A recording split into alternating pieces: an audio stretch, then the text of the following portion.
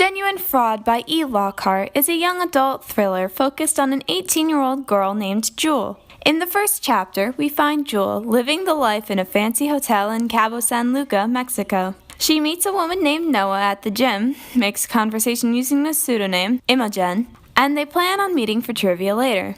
Stopping by the poolside bar, the bartender tells Jule that Noah has been asking around about her. Jule deduces that Noah is a detective, and a runaway scene equivalent to something you would see in a spy movie occurs. Turns out that Jule is a lot more resourceful than we expected.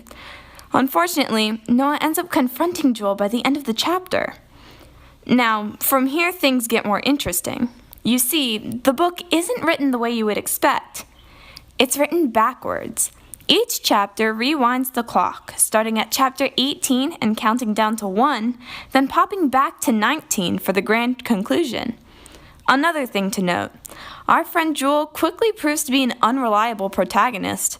What she tells people in chapter 16 doesn't add up to what we later read in chapter 9. And that's just one example.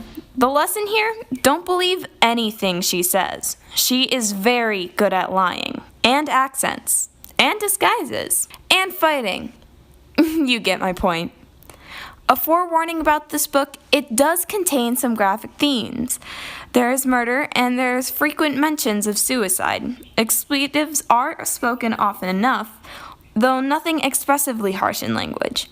So if that's not your type of thing, this book might not be for you. Another theme that often pops up is the concept of the hero.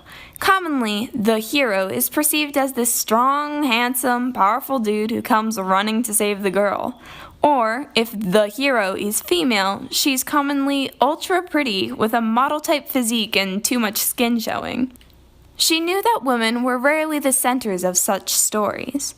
Instead, they were eye candy, arm candy, victims, or love interests.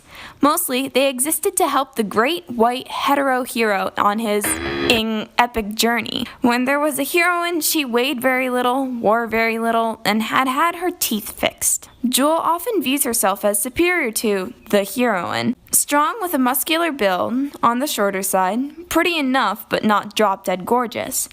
And when she goes about taking action, she truly feels like the hero of a story.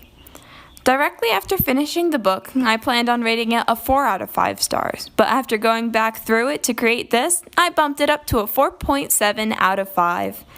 So, who is Jule? Why is the US government looking for her? What caused her to go on this whole adventure in the first place? The only way to find out is to read the book.